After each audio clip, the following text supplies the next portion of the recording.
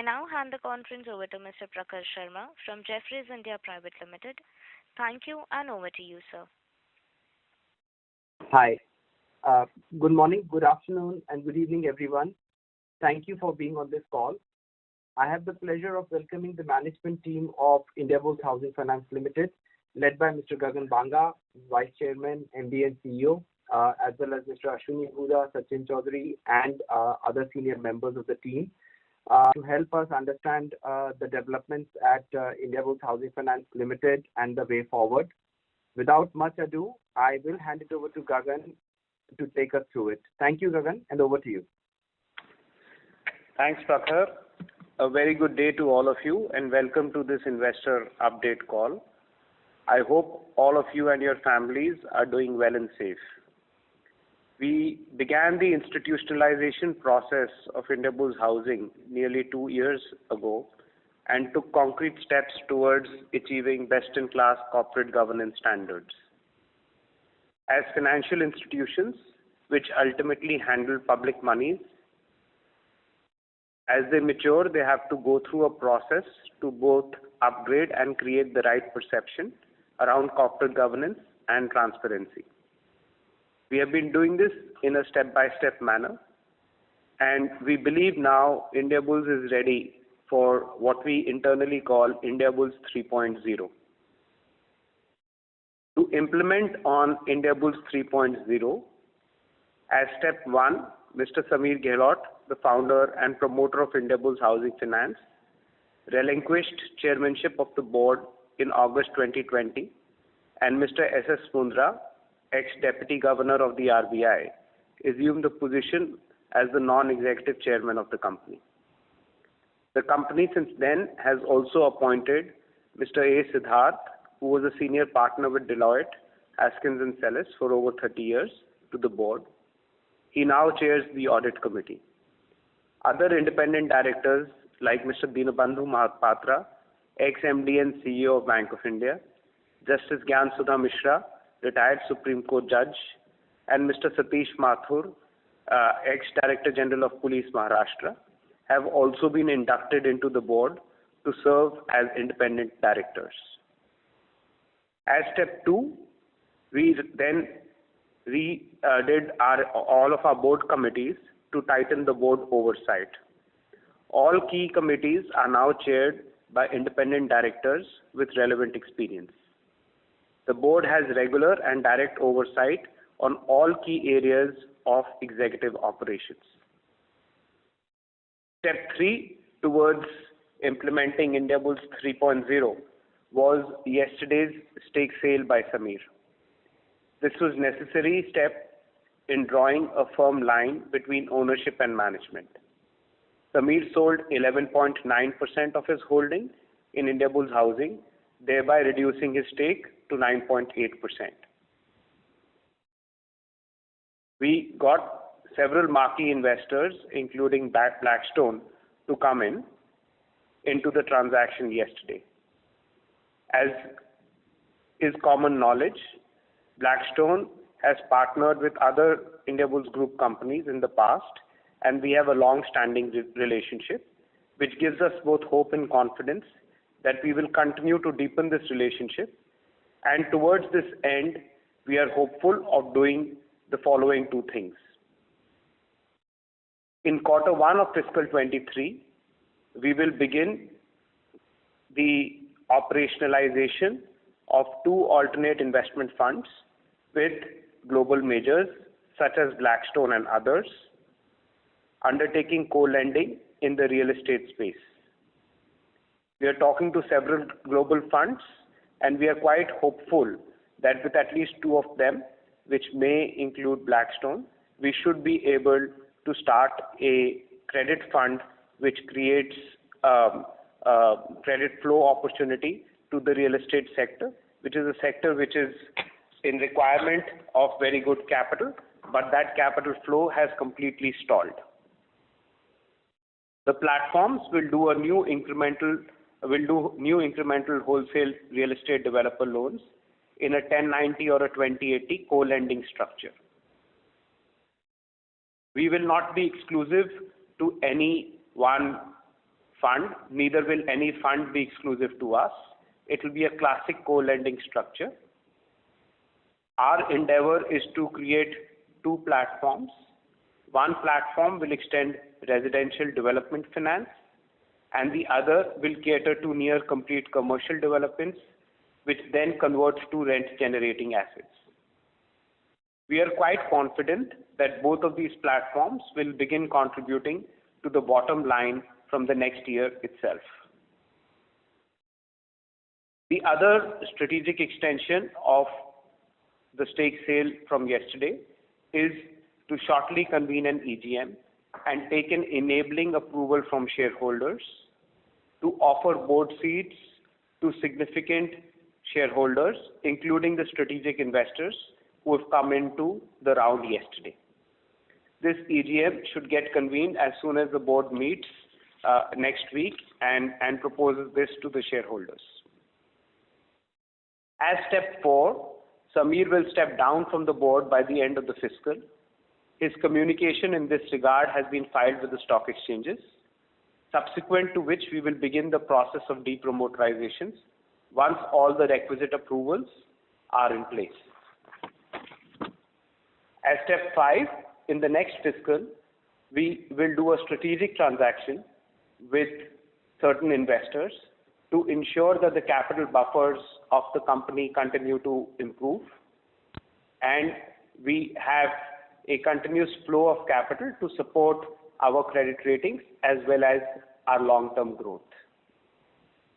Thereafter, as a final step, we will go in for a name change of the company and thereby complete the process of institutionalization of the company by September 2022. While we were stitching up this transaction, there were several options in front of us. We have been working on this process of institutionalization and getting in strategic investors for the last 20 months. Initially due to COVID and subsequently due to challenges faced by our peers on the regulatory side, we've had to go back to the drawing board repeatedly. It was thus a very, very hard decision for Samir to take, but in the best interest of the company, he thought it is best to get something done rather than continuing to talk about, taking forward the institutionalization process, which is why a transaction which could be fructified in good time, strategic investors could start participating in the functioning of the company, eventually get board seats, and as I said, move on to step 5, where we also can perhaps expand the capital base of the company at an appropriate time. All of that gets in motion.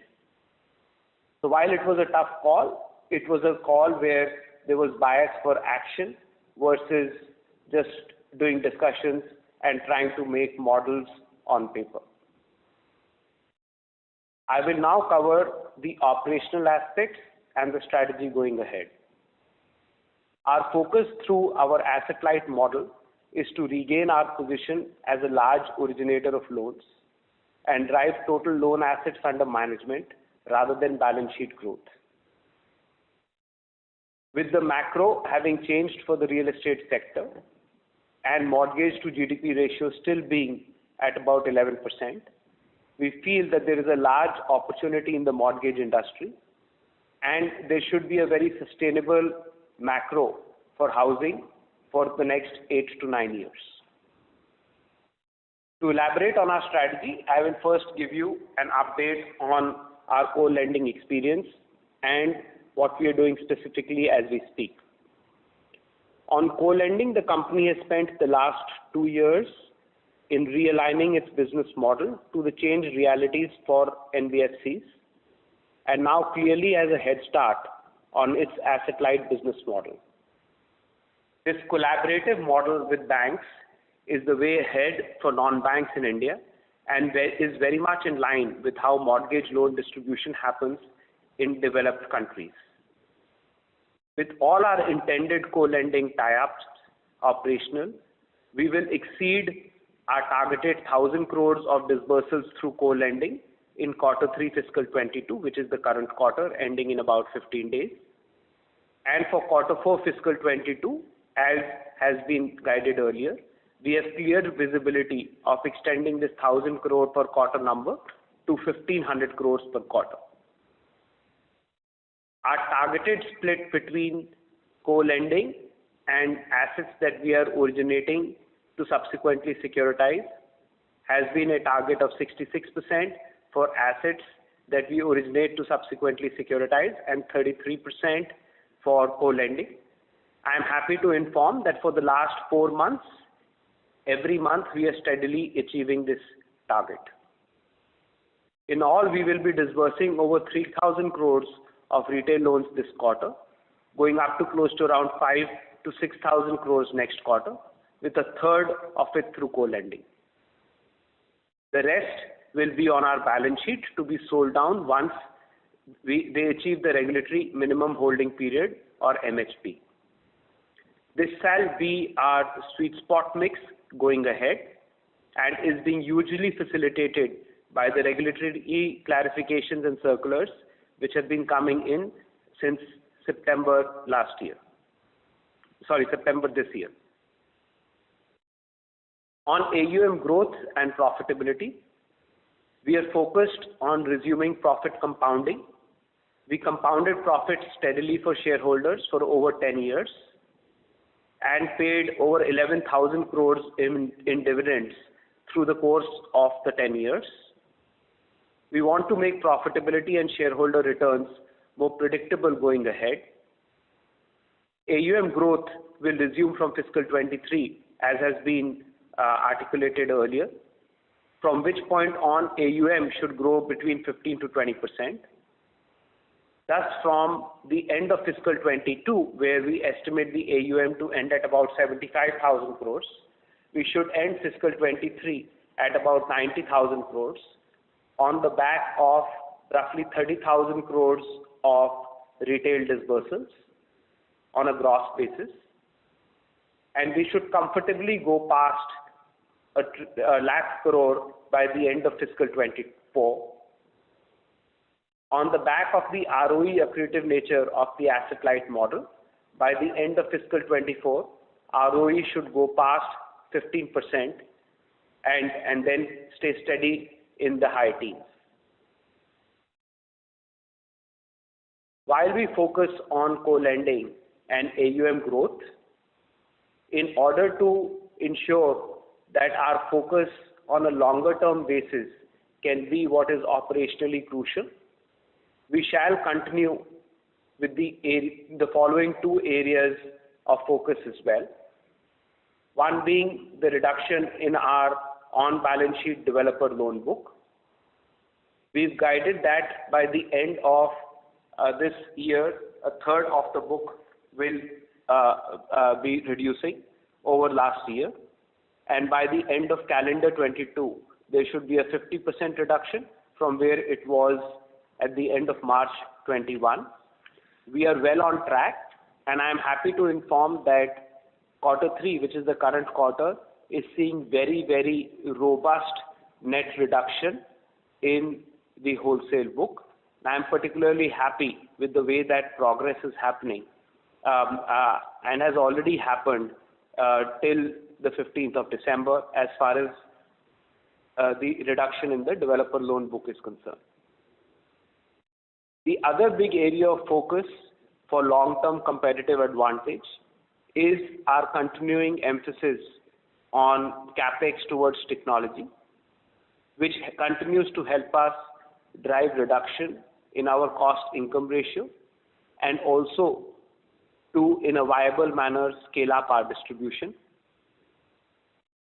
Our pioneering comprehensive e-home loans platform, which we launched back in fiscal 2016, well ahead of our peers, had helped us drive our cost-to-income ratios down to below 13% levels. As we invest in both people and distribution in fiscal 22 and 23, the cost-income may marginally go up to more like 15% levels.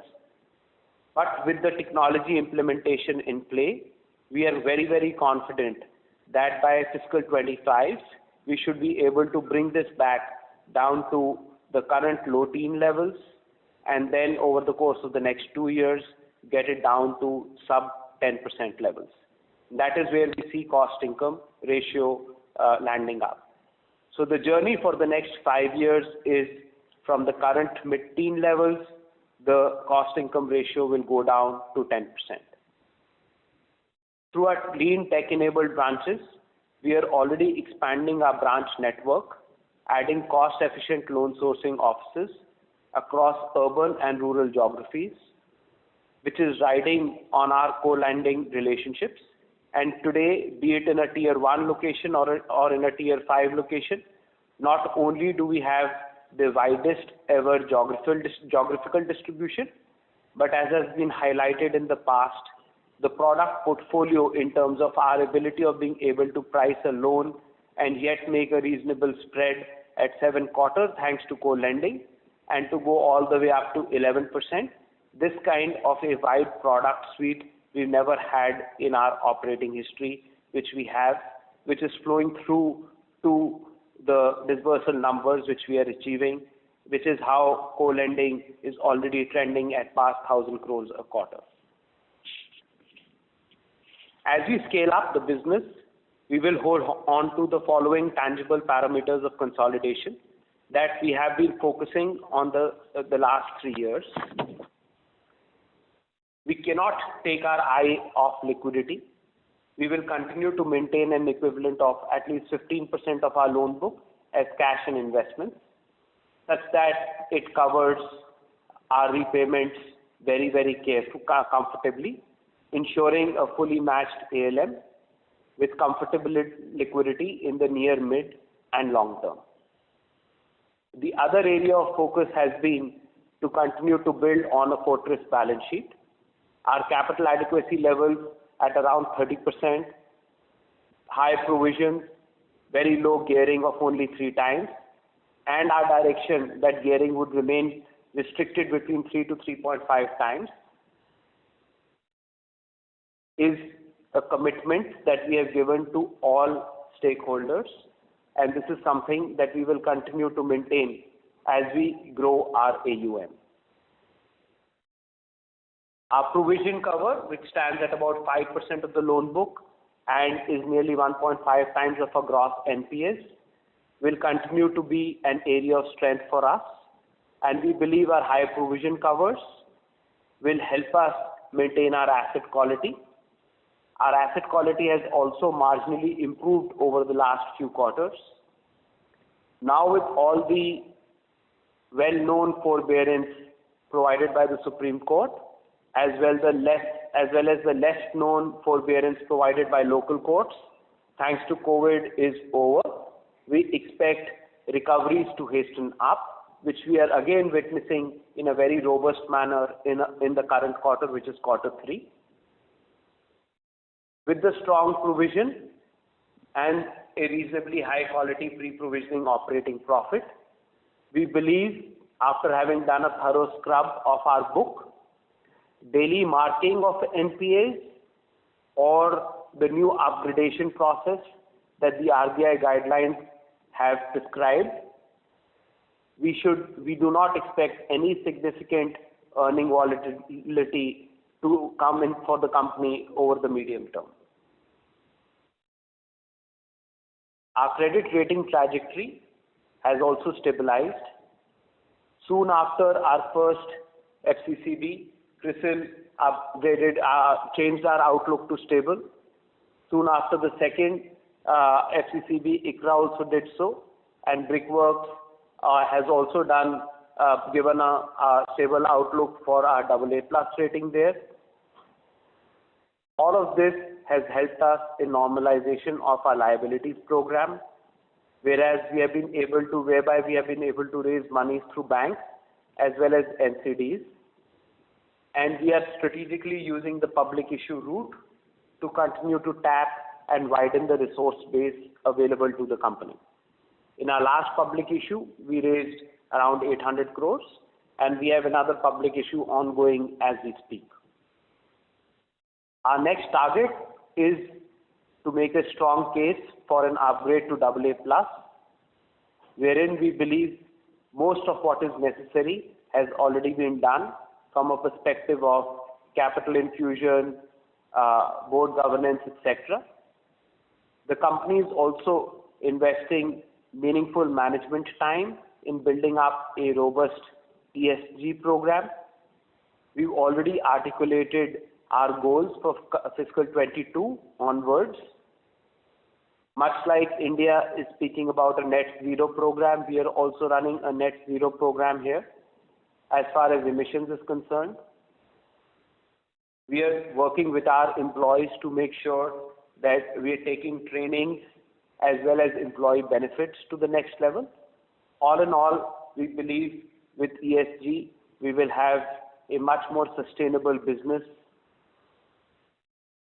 covering all aspects, and the co-lending franchise will make us collaborate with banks and ensure that there is no earning volatility, which is typically attached to how most NBFCs in India tend to perform.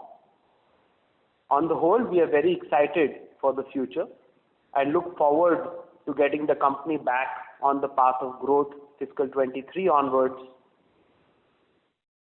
And as we get back to the growth phase, we shall be operating as a professionally run board-governed financial institution to emerge as one of the largest mortgage originators in the country. That is Indiabulls 3.0 for you. I'm, along with my team, now happy to take questions. Thank you. Thank you very much. We will now begin the question and answer session. Anyone who wishes to ask a question may press star and 1 on the touchtone telephone. If you wish to remove yourself from the question queue, you may press star and 2. Participants are requested to use handsets while asking a question. Ladies and gentlemen, we will wait for a moment while the question queue assembles.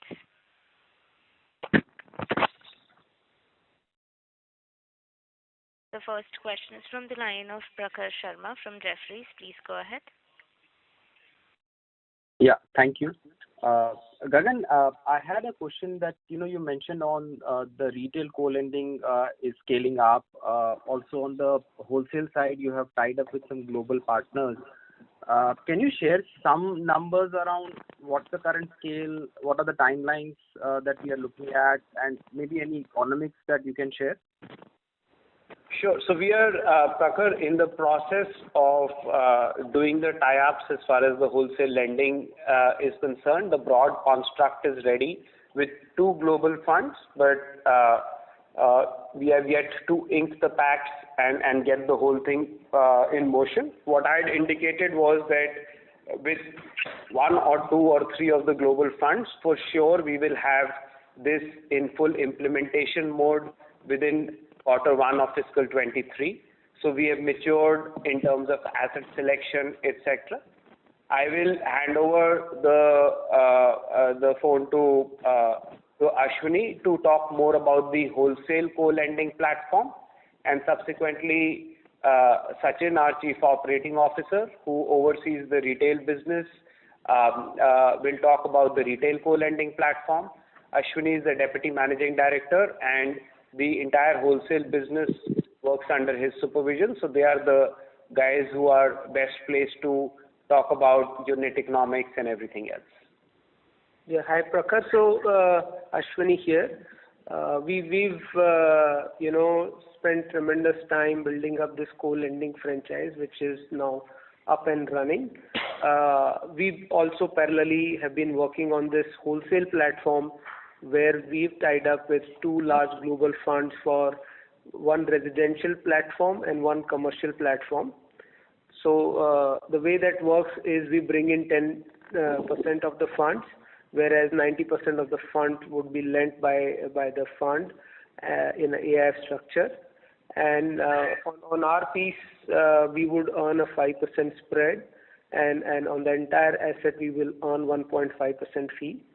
So we hope to underwrite next year, loans of around 15 to 20,000 crore. So that should result in us earning on our portion around 100 crore a year, and on the entire fund another 300 crore. So 400 crore annualized income year one, and it continues every year. And as AUM grows, that income will only compound and multiply further. So it's a very value accretive platform, just like in retail co-lending, where as the volumes pick up, the AUM grows, it's exponential income growth. And while we are only participating to a very small extent of 10%, which allows us to grow in a very asset-light model. So we don't run huge liquidity risk on our liability side, while the AUM is very lucrative. So that's how we are looking at it. Sachin can take you through how the retail portion is scaling up. Yeah. Hi, Prakhar. Sachin, on the retail co-lending side, we already have got around 7 partners, and we proudly say that we are the pioneers of this model, because the numbers and the scale and the associations we have been able to establish is equal to the market as a whole being able to achieve it. So today we have got 4 public sector banks, 2 private sector banks, and a leading housing finance company as our co-origination partner. And this is going on for us for almost 2 years now, and wherein we have discovered, we have arrived at the common working program, the policies, process, and on the technology front, we have integrated ourselves to all our lending associates. And we are working on a platform which is going to be even more effective and efficient, and we can scale it up to further more partnership, or scale up our numbers to 10x from where we are standing today. So the work is going on. Today our numbers stand somewhere close to around 1,000 crore for this quarter, and this is while we are working on our new associations and relationships on the banking side, and the product program we are expanding. And as the process happens in the market, especially on the lending side, the initial phase that everybody wants to come up with a test program and want to expand so much. What we have seen that we have been able to establish that kind of a scale and size, where our partners are now in a phase 2 of expanding their policies, the geographies, and the product programs where we can scale up.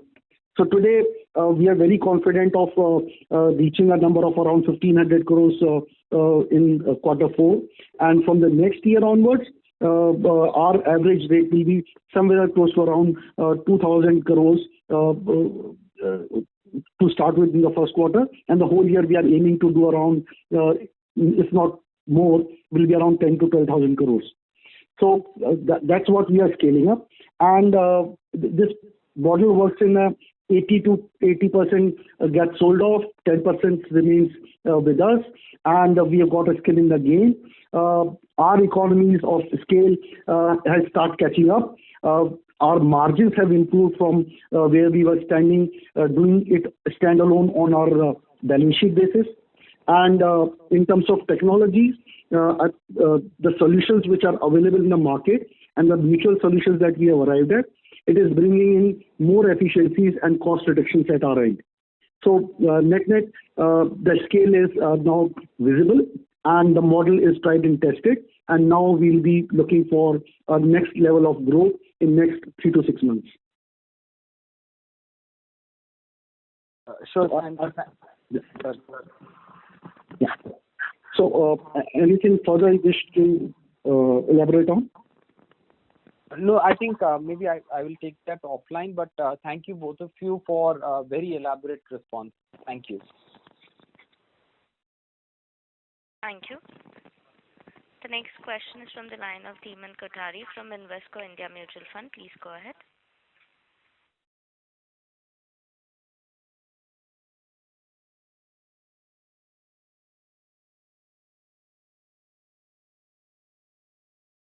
Dhiman Kothari, please go ahead with your question. Your line is unmuted. Yeah, hello. Thank you for the opportunity. Am I audible? Yes, you are. Thank you. Yeah. So, firstly, I wanted couple of clarifications as to the wholesale co-lending. Uh, so, first was whether Indiabulls will provide any credit enhancement to the AIF, or it would just be a 10% skin in the game. Yeah, no, it'll be, there won't be any credit enhancement.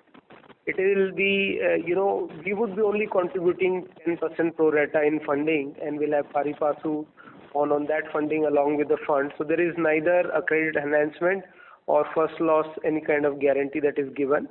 So the entire fund's money is at risk, and we are only providing asset management while contributing our bit to demonstrate our skin in the game. Okay. And this would be very much similar in the retail origination, that it would be sold off without any recourse? Yes, identical. So there is no credit enhancement. This is not a platform where we're trying to do any sort of a structured transaction. This is the future, much like in the retail world. If you look at the developed markets, mortgage lending happens outside of the banks, where there is a originator and then there is a warehouse. In the Indian context, a lot of franchise value has historically been attached to balance sheet size. We've taken a brave, bold step to say that franchise value for Indiabulls should be associated with the sort of disbursements that we are being able to do, where the per unit economics result into profitability from day one. And as that scales up, I'm very, very sure that the potential of growing this business practically infinitely will be appreciated. There are obviously, even for the best in class, there are obviously restrictions as far as the growth of balance sheet is concerned. In our case, there is no restriction whatsoever. The other thing that I would like to hope everybody appreciates is, from any long-term stakeholders perspective, and I am a long-term stakeholder for the company. In the last 15 years since we started the lending operation, every 5 years, for one reason or the other, there is a phase of volatility which NBFCs go through. And why that happens is because a large component of the NBFC's liability franchise is wholesale financed, and the wholesale markets tend to get jittery for one reason or the other. We had a crisis in 2018. We had a crisis in 2013 when the taper tantrum happened. We had a mini crisis in 2016 when GST and demonetization came very close to each other.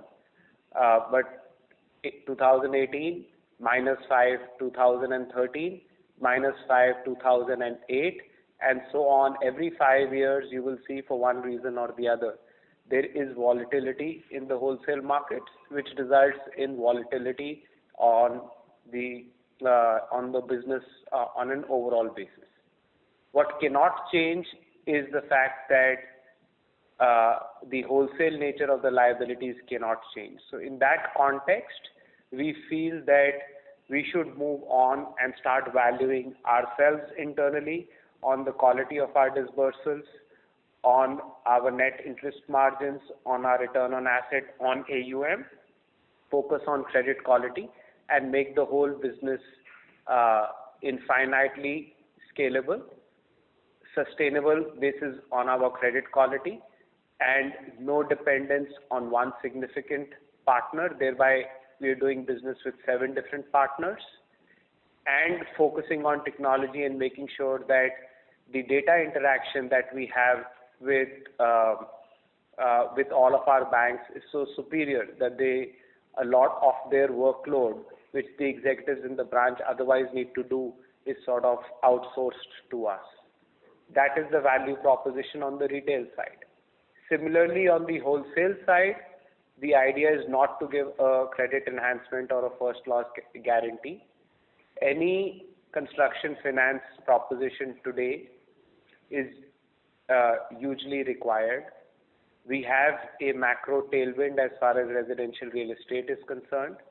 But as I have been speaking often on these calls, the nature of consumer behavior has completely migrated from trying to earn a pop by booking early to now strongly preferring only homes which are fully completed and not worrying about the pop, which one would get typically between booking at an early launch stage and then getting a completed apartment, which would have probably appreciated 1.5 to 2 times. Nobody is interested in that.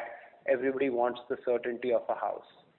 Thus, the working capital requirement has gone up, the project finance requirement has gone up, and the players doing that financing have gone down to practically zero.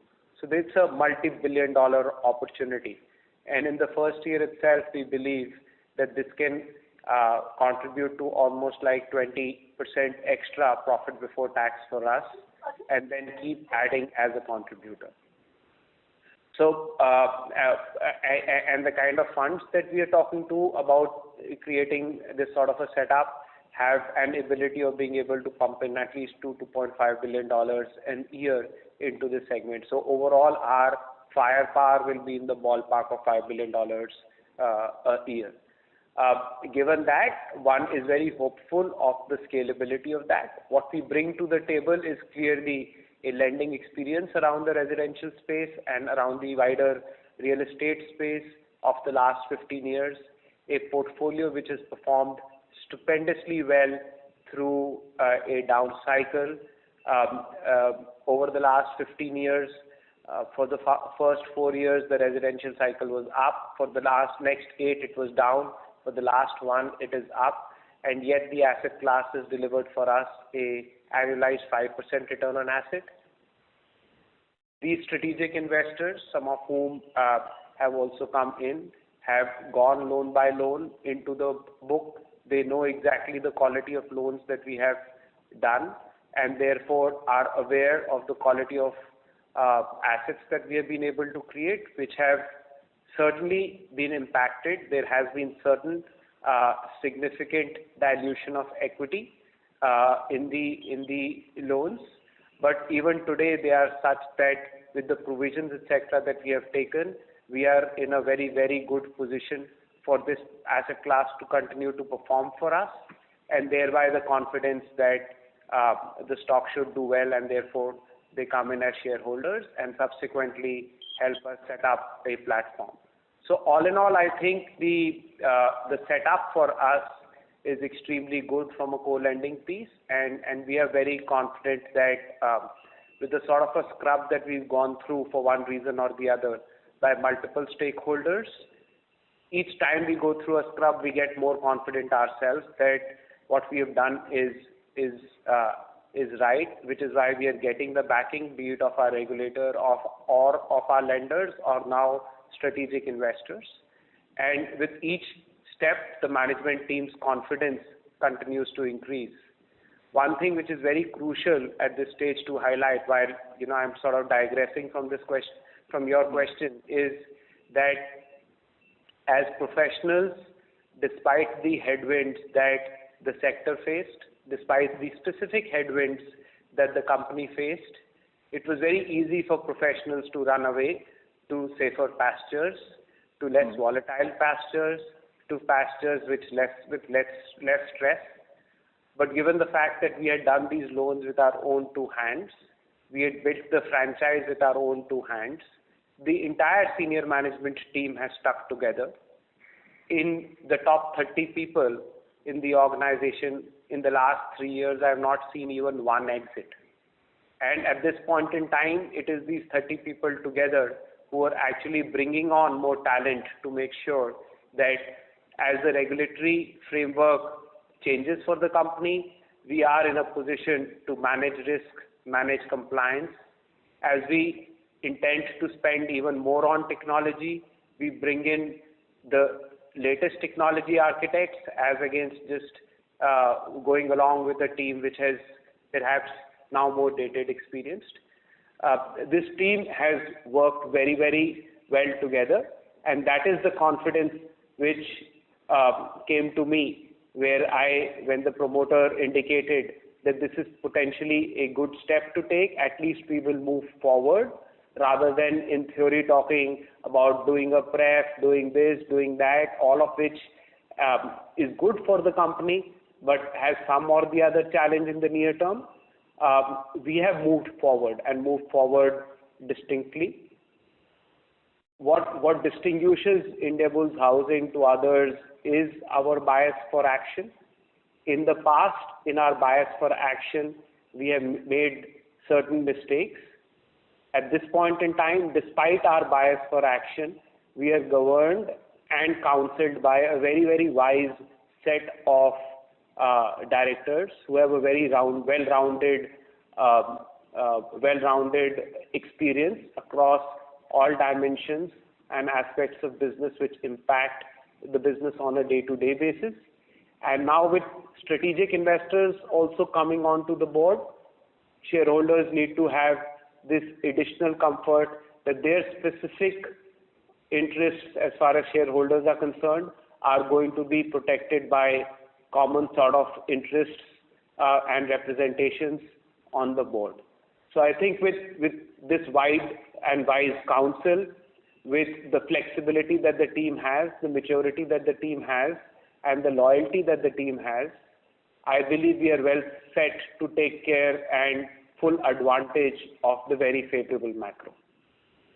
Yeah, that was pretty detailed. So yeah, part of it you already touched upon in terms of the top talent, but any particular changes what we should foresee in terms of the managerial changes or any particular operational changes for Indiabulls 3.0?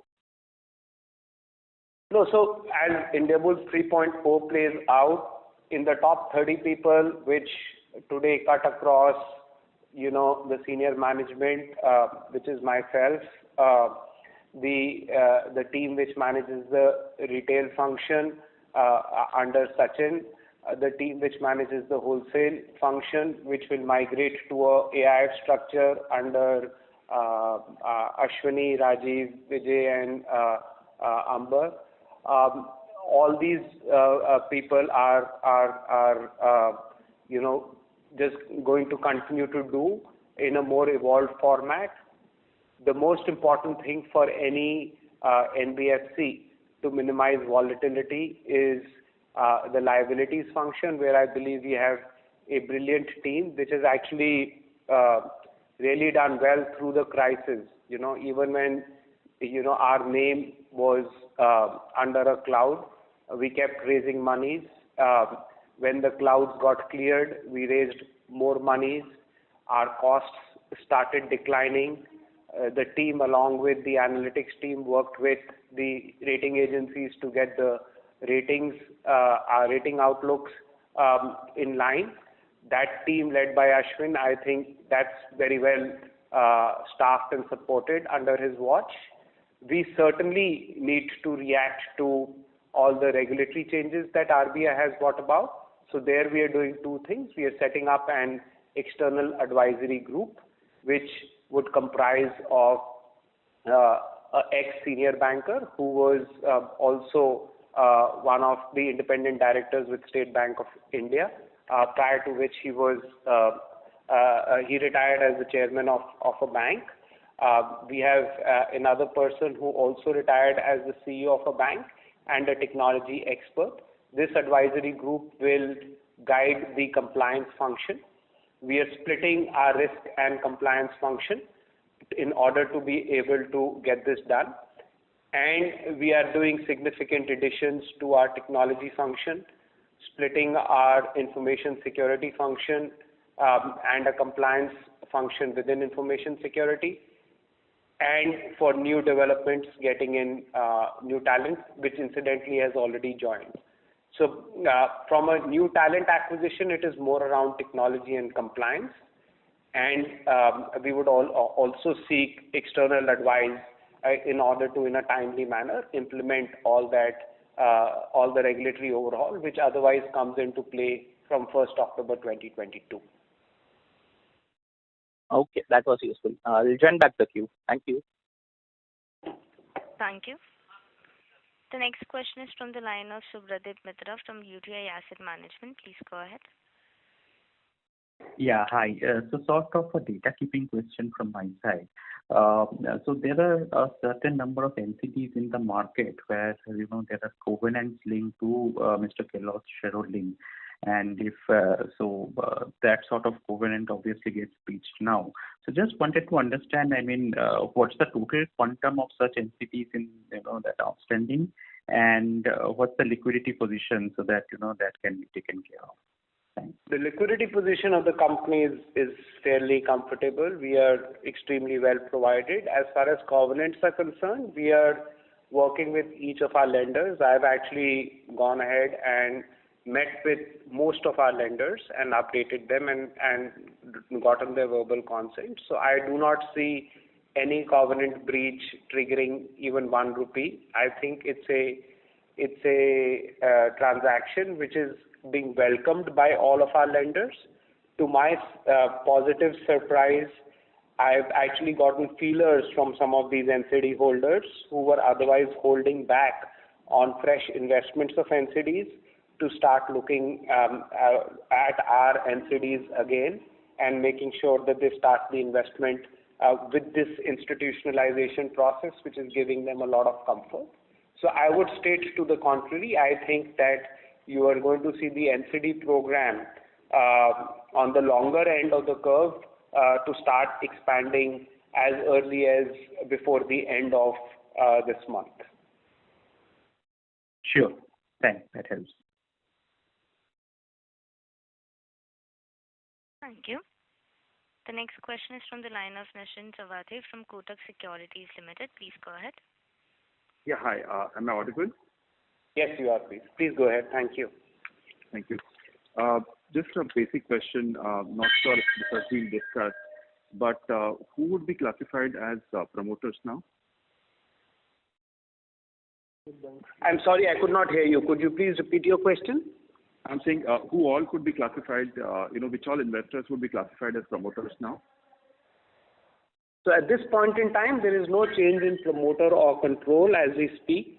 There is a process of depromoterization as is prescribed by SEBI, which requires, the board to approve, shareholders to approve, lenders to approve, in our case, regulators to approve, and lastly, SEBI to approve. Nothing knee-jerk needs to happen. The ball has been set in motion. There has to be communication with strategic investors. The board has to get strengthened by the presence of more independent directors coming in as representatives of these strategic investors. That is step number 1.